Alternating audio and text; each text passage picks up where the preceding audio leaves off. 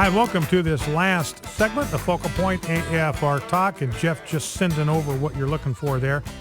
Now, let's play a couple of quick sound bites. I want to talk a little bit about immigration in the time we've got left.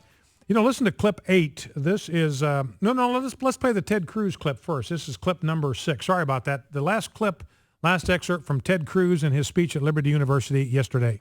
We are called to action. As believers, we are called to actions, not to sitting quietly and hiding our faith under a bushel, but to stand and speak no matter what the consequence. You know, I'm reminded of one of the greatest leaders in the history of our nation, Dr. Martin Luther King, a pastor who spoke out against the grotesque injustice of racial discrimination in this country. And if you go and look at Dr. King's historic remarks in front of the Lincoln Memorial, his I Have a Dream speech, where he said, when the architects of our republic wrote the magnificent words of the Constitution and the Declaration of Independence, they were signing a promissory note to which every American was to fall heir. This note was a promise that all men, yes, black as well as white men, would be guaranteed the unalienable rights of life, liberty, and the pursuit of happiness. And indeed, if you look at the famous 1963 letter from a Birmingham jail, the opening words of that letter were, "My fellow clergymen." The letter from a Birmingham jail was a letter to pastors, calling them to stand for their faith and stand for justice. In that letter, Dr. King said, "I am in Birmingham because injustice is here. Just as the prophets of the 8th century BC left their villages and carried their 'Thus saith the Lord' far beyond the boundaries of their hometowns, and just as the Apostle Paul left the village of Tarsus and carried the gospel of Jesus Christ to the far corners of the Greco-Roman world, so am I compelled to carry the gospel of freedom beyond my own hometown. Like Paul, I must constantly respond to the Macedonian call for aid." That's Ted Cruz. That's a guy that gets it, ladies and gentlemen. He gets evangelicalism. He gets Christian faith. He gets the importance of religious liberty. He gets the importance of moral values. He understands the importance of the sanctity of life. He understands the importance of the sanctity of marriage. Now, don't misunderstand me. I'm not endorsing him. We don't do that here.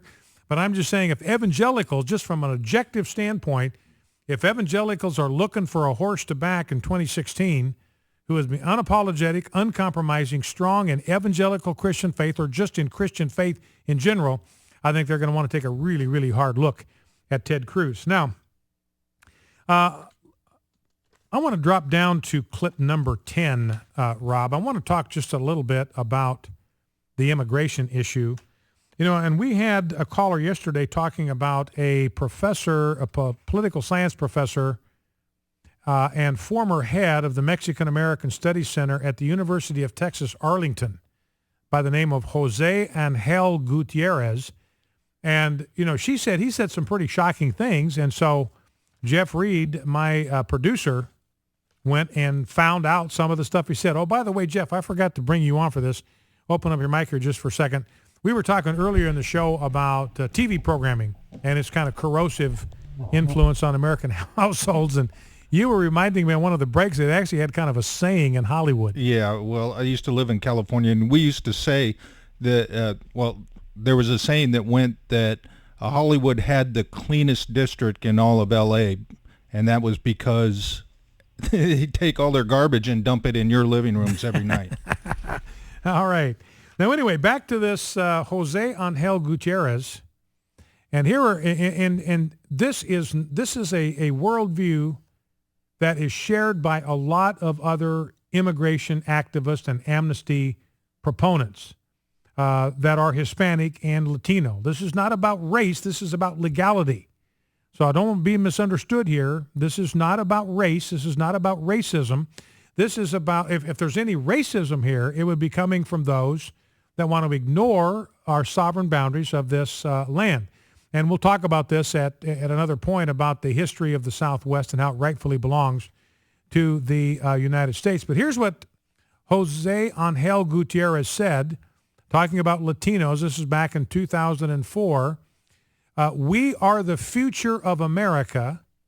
Unlike any prior generation, we now have the critical mass.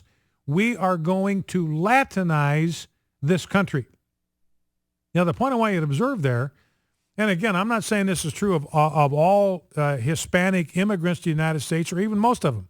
I'm not saying that. But here is an immigration activist who is advocating for amnesty for Latinos coming to America. And he says, look, we have absolutely no intention of assimilating into American culture. In fact, we're going to do exactly the opposite. We are going to turn this into a Central American republic.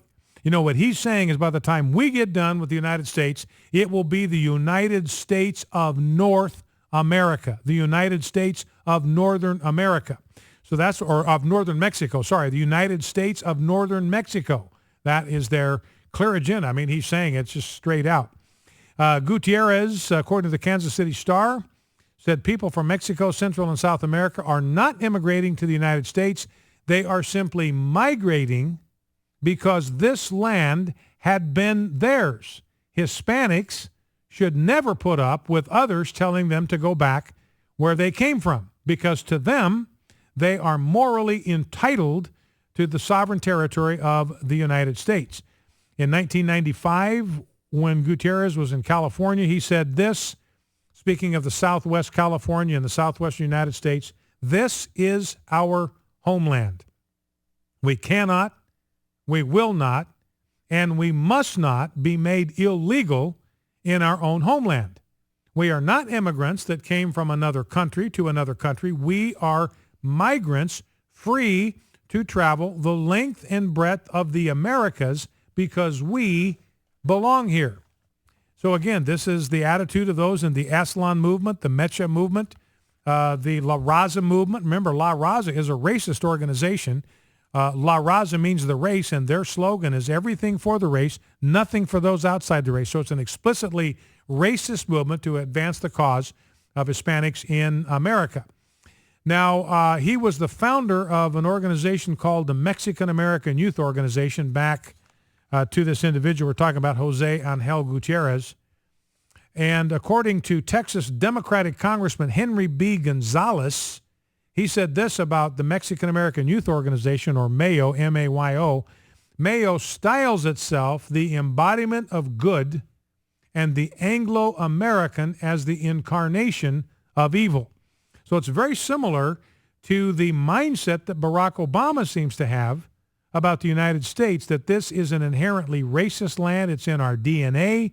According to this Hispanic activist movement, Anglo-Americans are the incarnation. They are the embodiment of evil. And then here's the quote our caller yesterday referred to. This is Gutierrez, and he's saying this a number of years ago now, but I haven't heard that he's changed his tune. We have got to eliminate the gringo. And what I mean by that is that if the worst comes to the worst, we have got to kill him. That's Jose Angel Gutierrez, who the former head of the Mexican American Studies Center at the University of Texas in Arlington. Here's an excerpt from an interview in the year 2000. If the main goal, this is the question that is being asked, if the main goal of the old Chicano movement then was to reclaim Aztlan, that's A-Z-T-L-A-N, that is their name for the southwestern United States, basically Texas and Arizona and New Mexico and California, up into Colorado. Even some of the maps that I've seen go as far up as into parts of Idaho. If the goal of the old Chicano movement was to reclaim Aztlan and control all the institutions of civil society, what is the main goal now? Gutierrez, I think it is still the same thing. So he's asked, how are Mexican immigrants of today different from Mexican immigrants of decades ago? They are different in one salient aspect. They are keeping their Mexicanness. The Mexicanos that are coming today, even though they are political refugees and migrants returning to their homeland, are keeping their Mexicanness. They are recreating Mexico here. They want to recreate all of Mexico and join all of Mexico into one, and they are going to do that, even if it's just demographically. They are going to have political sovereignty over the Southwest and many parts of the Midwest. So, again, I want to be very, very clear. I'm not saying that's true of all Hispanic immigrants to the United States or even most of them. What I am saying, in fact, we've had callers to this program that are Latinos. They have immigrated to the United States. They've gone through the process of citizenship. They are full-fledged American citizens. They love this country just as you and I do. They consider themselves Americans first, Americans only. They don't consider themselves hyphenated Americans. So I want to be very, very clear about that. But it's also very clear that you have leaders in the Hispanic immigration movement, the amnesty movement, that really have absolutely no intention of assimilating into America. They want to retain their differentness. It's not that dissimilar to what many Muslim immigrants to the United States are wanting to do. You go to Dearborn, they have their own enclaves, they have their own communities. They have no intention of immigrating. They want to recreate a Muslim community in the United States of America and have their own separate little enclaves. And so we're dealing with the same thing. And again, it gets back to what Teddy Roosevelt said. You know, our policy needs to be, you are welcome to come to the United States. We want you here. We love legal immigrants, but if you come, you must come here with a determination and a pledge that you will be an American, period. Not a hyphenated American, but an American, that you will learn our language and that you will adopt our values. Well, that's it for today. Do not forget to bow low before God, stand tall before man, stand in the gap, and never forget, as the IRS proves, we're fighting a winnable war. See you tomorrow. The views and opinions expressed in this broadcast do not necessarily reflect those of the American Family Association or American Family Radio.